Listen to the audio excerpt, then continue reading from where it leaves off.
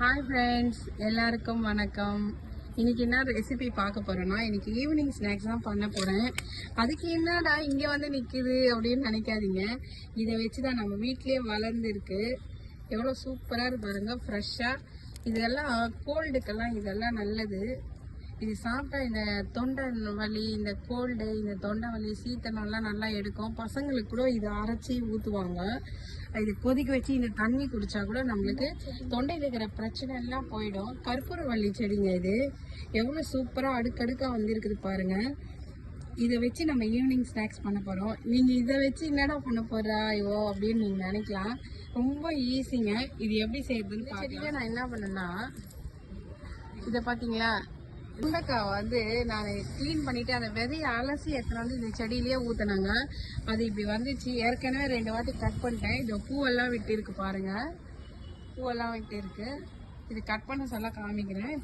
பூ வந்ததும் காய் வந்ததும் இப்போ நம்ம இந்த இலை பறிச்சின்னு நம்ம இதை வச்சு ஒரு ஈவினிங் ஸ்நாக்ஸ் பண்ண போகிறோம்.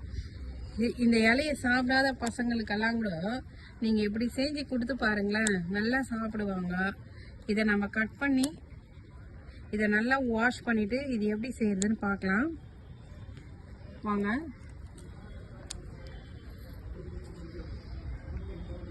இது வந்து கழுவி வச்சுக்கலாம். இது இலை கழுவி வச்சுருக்கேன்.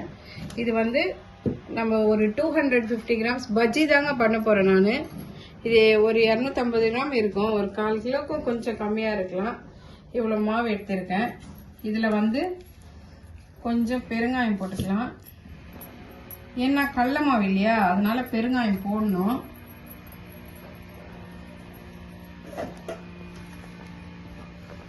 இதுலயே நம்ம கலருக்காக கொஞ்சமா கேசரி பவுடர் போட்டுக்கிறேன். அப்புறம் நம்ம கடையில் வைக்கிற மாதிரி அதே மாதிரி கலர்ஃபுல்லா இருக்கும். அதுக்காக தான். கலரா இருந்தால் தான் கொஞ்சம் கடையில் இருக்கிற மாதிரி இருந்தால் தான் நல்லா இருக்கும் பார்க்கறதுக்கு. இது வந்து வெறும் மிளகாத்தூளுங்க. வெறும் மிளகாத்தூள் கொஞ்சம் போட்டுக்கலாம். அப்புறமா கொஞ்சமா சோடா மாவு கொஞ்சம் போட்டுக்கலாங்க. அப்பதான் உப்பி வரும். இல்லை வேணாம்னா நீங்க ஸ்கிப் பண்ணிக்கோங்க.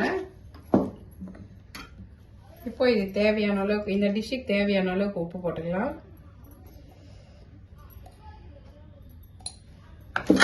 ஒரு 1/2 ஸ்பூனுக்கு மேலேயே போட்டுக்கிறது. கொஞ்சம் உப்பு போட்டுக்கலாம். ஃபர்ஸ்ட் இதெல்லாம் நம்ம போட்ட இதெல்லாம் நல்லா கலந்து விட்டுக்கலாம். இந்த பெருங்காயம் ஃப்ளேவரு சூப்பராக இருக்குங்க. இது நல்லா கலந்து விட்டுட்டு இப்போ இதில் நம்ம தண்ணி ஊற்றி இதை கரைச்சிக்கலாம். இது தண்ணி கொஞ்சம் கொஞ்சமாக விட்டு பார்த்து பக்குவமாக கரைச்சிக்கணும்.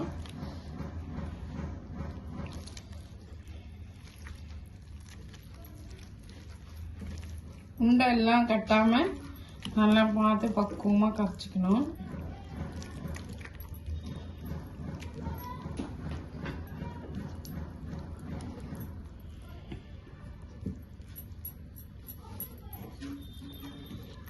ரொம்ப கட்டியா இருந்தாலும் நல்லா இருக்காது, போண்டா பாம்பு மாதிரியா. கொஞ்சம் தண்ணியா இருக்கணும். ரொம்ப கட்டியா இருந்தாலும் அப்படியே மாவு சாப்பிட்ற மாதிரி இருக்கும். அதுல ஒட்டி ஒட்டாத மாதிரி இருக்கணும். அப்பதான் நல்லா இருக்கும். இப்போ நீட்டா கையை எடுத்துட்டு இப்போ ஒரு விரல விட்டு பார்த்தீங்கன்னா அதை ஒட்டுது பார்த்தீங்களா, இதுதாங்க இதோடைய கன்சிஸ்டன்சி. இப்படிதான் இருக்கணும். ரொம்ப திக்காவும் இருக்கக்கூடாது, ரொம்ப தண்ணியாவும் இருக்கக்கூடாது. இந்த பக்குவத்தில் இருக்கட்டும்.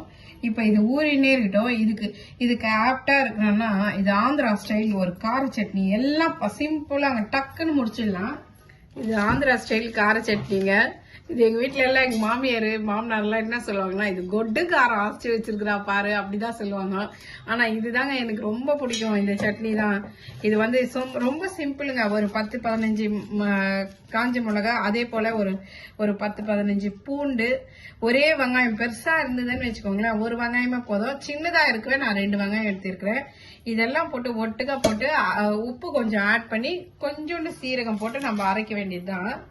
மிளகா போட்டுக்கலாம். ஒரு 10-15 மிளகா தாங்க போட்டிருக்கேன். அதுக்கப்புறம் வெங்காயம், அப்புறம் பூண்டு, இந்த டிஷ்ஷுக்கு தேவையான அளவு உப்பு, இந்த டிஷ்ஷுக்கு தேவையான அளவுக்கு உப்பு போட்டுக்கோங்க. எல்லாமே பச்சையாக தாங்க போட்டுக்கிறேன், எதுவும் எண்ணெயில் வறுக்கல. நம்ம அரைச்சிட்டு தாளிக்கலாம். அவ்வளோதாங்க, அரைச்சிட்டோம். இப்போ இது நம்ம தாளிக்கிறது எப்படின்னு பார்க்கலாம். இப்போ கொஞ்சம் உளுத்தம் பருப்பு போட்டுக்கலாம். கடுகு, உளுத்தம் பருப்பு பொரியட்டும். கடுகு நல்லா பொரியணும். இது பச்சையாக அரைச்சிக்கினாக்கா இது ஒரு டேஸ்ட்டாக இருக்குங்க. ஆந்திரா ஸ்டைல் இது சட்னி. இது பச்சையாக அரைச்சி செஞ்சிங்கன்னா நல்லா இருக்கும். நம்ம முட்டை தோசை ஊற்றுறோம் பார்த்தீங்களா, அது மேலே ஸ்ப்ரெட் பண்ணி விடுறதுக்கும் நல்லா இருக்கும். வெங்காயம் தக்காளி வதக்கி அரைச்சிங்கன்னா அது இட்லி தோசைக்கு மட்டும்தான் நல்லா இருக்கும். இது போல் அரைச்சிங்கன்னா கார தோசை, அப்புறம் முட்டை தோசை, இதுக்கெல்லாம் சூப்பராக இருக்கும். பஜ்ஜிக்கு போண்டாக்கு தொட்டுறதுக்கெல்லாம் ரொம்ப சூப்பராக இருக்குங்க. இந்த கடுகு நல்லா பொரிஞ்சு வருது. தாளிச்சு நம்ம இதில் எடுத்து கொட்டிக்க கூடாது. நம்ம இது அதில் ஊற்றணும் தாளிச்சிட்டு. இப்போ கருவேப்பிலை போட்டுக்கலாம்.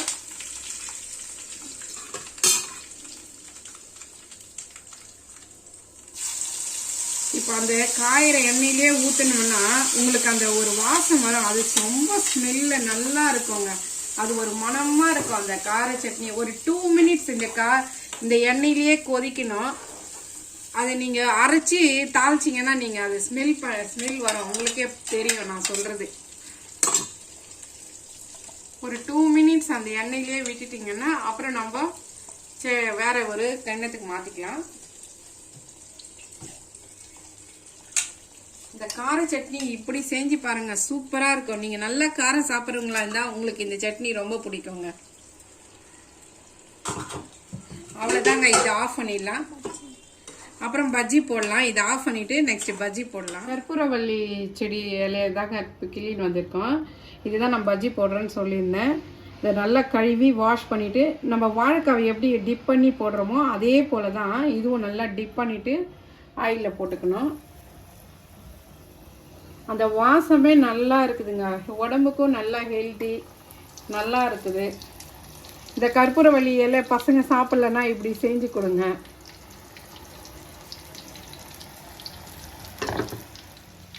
எல்லாம் ஒரு பக்கம் வெந்ததோ இன்னொரு பக்கம் திருப்பி போட்டுக்கலாம். அது வேவ சொல்ல அந்த மனம் இருக்கு பார்த்தீங்களா, சூப்பராக இருக்குதுங்க. நீங்கள் கண்டிப்பாக செஞ்சு பாருங்கள், நல்லா இருக்குது. நல்ல ஒரு ஹெல்த்தியான ஸ்நாக்ஸ் இது. பசங்களுக்கு கொடுங்க, ஈவினிங் ஸ்நாக்ஸாக வச்சுக்கோங்க, சூப்பராக இருக்கும். எப்பவும் போடுற அந்த பஜ்ஜி போண்டா இதுவே போடாமல் இப்போ கொஞ்சம் டிஃப்ரெண்ட்டாக இதில் போட்டிங்கன்னா பசங்களும் விரும்பி சாப்பிடுவாங்க. கோல்டு கூட நல்லதுங்க. இது எவ்வளோ ப்ளஃபியாக எழுந்து வந்திருக்கு பாருங்க.